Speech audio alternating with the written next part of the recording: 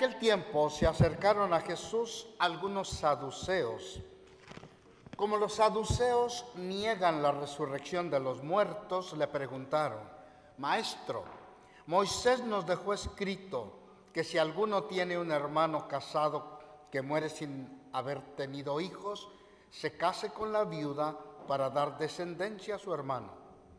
Hubo una vez 7 hermanos, el mayor de los cuales se casó y murió sin dejar hijos. El segundo, el tercero y los demás, hasta el 7º, tomaron por esposa a la viuda y todos murieron sin dejar sucesión. Por fin murió también la viuda. Ahora bien, cuando llegue la resurrección, ¿de cuál de ellos será esposa la mujer? Pues los 7 estuvieron casados con ella. Jesús les dijo: en esta vida hombres y mujeres se casan, pero en la vida futura los que sean juzgados dignos de ella y de la resurrección de los muertos no se casarán ni podrán ya morir, porque serán como los ángeles e hijos de Dios, pues Él los habrá resucitado. Y que los muertos resucitan, el mismo Moisés lo indica en el episodio de la zarza, cuando llama al Señor Dios de Abraham, de Isaac, Dios de Jacob, porque Dios no es Dios de muertos, sino de vivos, pues para Él todos viven.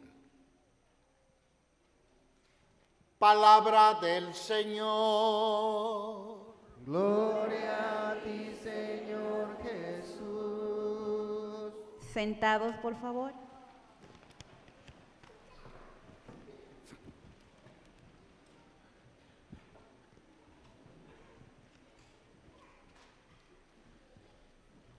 Bien, contéstenme con la voz más fuerte que traigan, porque me imagino que todos conocen la respuesta a esta pregunta. ¿Quién fue la primera persona que resucitó de entre los muertos?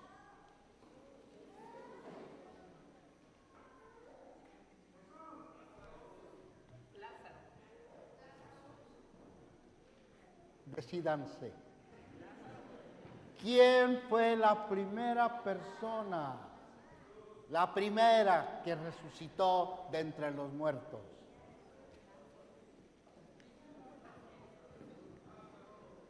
Por aquí oigo uno, por aquí oigo otro. Bien, les voy a ayudar un poquito. Los casos que conocemos antes de Jesús no es resurrección, es gente que revivió, es decir, volvió a la misma vida que tenía.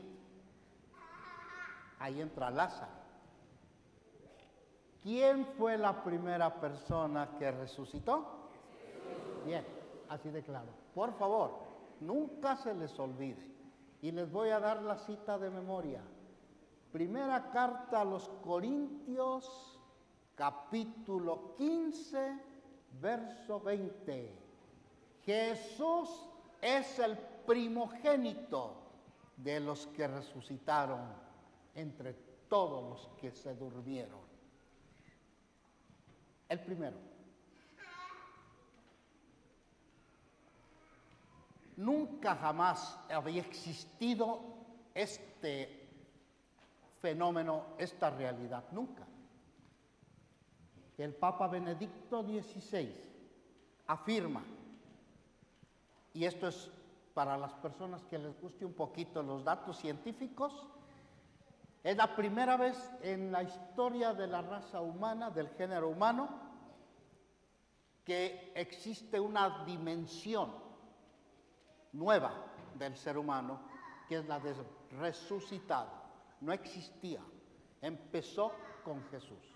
Es lo máximo a lo que puede llegar un ser humano, a la resurrección. No hay nada más importante, nada, que la resurrección. Si nosotros no tenemos una fe clara y definida en la resurrección, nada tiene sentido. Nada, absolutamente nada tiene sentido. Estoy basando mi predicación en el capítulo 15 de la primera carta a los Corintios, donde San Pablo habla con toda claridad, porque se dirige a algunos de ellos que venían de los saduceos y algunos que venían de la cultura griega que no creían en la resurrección. Y les dice con palabras tremendamente valientes y directas: si Jesús no hubiera resucitado de entre los muertos, entonces nuestra predicación no tendría ningún sentido y lo que ustedes creen tampoco. Es más, se atreve a decir, seríamos los más desdichados de todos los mortales, porque habríamos puesto nuestra esperanza en ilusiones, en fantasmas. Así de claro. Mis hermanos, tiene que ver con nuestra manera de vivir. Cuando una persona no piensa en la resurrección, no piensa en la vida futura, entonces no le queda más que vivir a lo charquito, es decir, aquí. Aquí se arregla todo.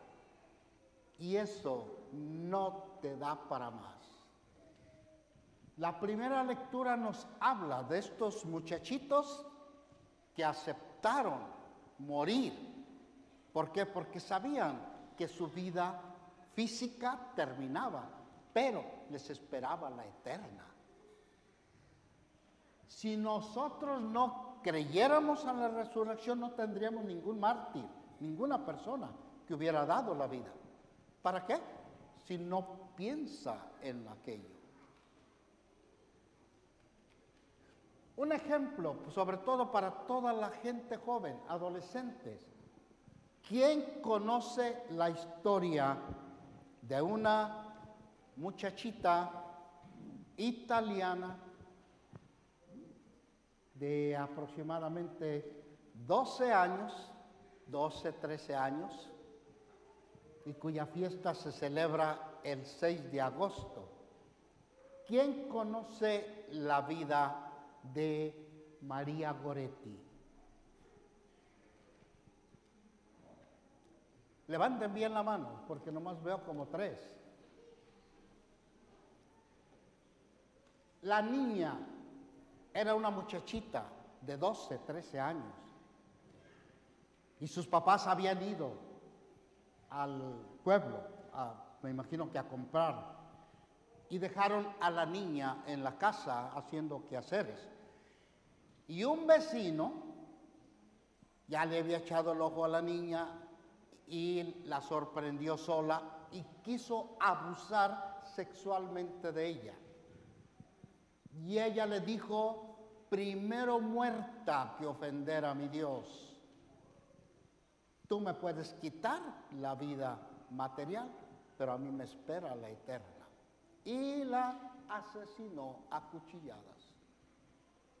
Y no permitió pecar con su cuerpo.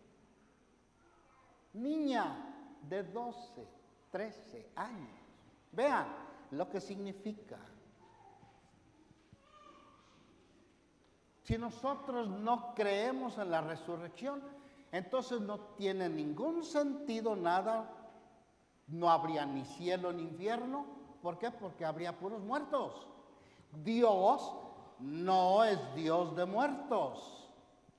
Es el gran argumento de nuestro Señor Jesucristo. Vaya qué argumento. Dios no es un Dios de muertos. ¿Para qué quiere muertos? Es un Dios de vivos. ¿No les parece un argumento fuertísimo? Óigame, dice un salmo: Señor, entre los muertos nadie te conoce y nadie te alaba. Entonces, ¿para qué? Es un Dios de vivos. Por eso nuestra fe en la resurrección afecta nuestra vida. La forma de vivir de nosotros es de personas resucitadas. La resurrección final será después de nuestra muerte, pero ya en el bautismo fue nuestra primera resurrección. San Pablo trae un ejemplo buenísimo. Dice que la vida de una persona resucitada es como una semilla. Tú no notas, pero la semilla la plantas y cuando ves el resultado, no se parece para nada a la semilla. ¿Por qué? Porque ya se desarrolló. Esa es la imagen que usa San Pablo para explicar cómo afecta el bautismo, que es la vida resucitada, para nuestra vida. Piénsenlo, por favor. Piensen en lo que significa vivir siempre sabiendo que hay otra vida. Esta no es la única. Hay otra y por eso vale la pena perder esta por la otra. Dice Jesús, quien no pierde su vida por mí, está muerto. En cambio, aquel que dice que vive, pero vive para sí mismo, no para dar la vida, está muerto. Dios es Dios de vivos. Por eso cuando nosotros hacemos oraciones, oiga, nosotros no haríamos oración si una persona ya estuviera muerta. ¿Ya para qué? ¿Sí o no? ¿Sí o no? Entonces, ¿por qué hacemos oración? No oigo. ¿Por qué hacemos oración por las personas que ya dejaron la tierra? ¿Pero por qué? ¿Por qué hacemos oración? ¿Porque están muertas? Entonces, ¿por qué? No oigo. ¿Cómo están? Oiga, ¿cómo vamos nosotros a pedir por muertos, por amor de Dios? Pedimos por personas que están vivas. Y cuando pedimos nosotros, están vivas, algunas quizá esperando entrar al cielo. Eso nos cuesta mucho trabajo porque hablamos como que si estuvieran muertos. Están vivos. ¿Sí me escucharon? Están vivos. Dios no es Dios de muertos. Cuando hacemos oraciones es porque están vivos, si no ya. Una persona muerta ya no tiene lucha. En cambio, una persona viva sí. Y nosotros hacemos oración para que si están en el purgatorio, Dios les ayude a cortar un poquito el tiempo para que pronto estén en el cielo, pero porque están vivos. Piénsenlo, por favor. Así que si celebramos a los mártires que dieron la vida, es porque pensaban en la vida eterna.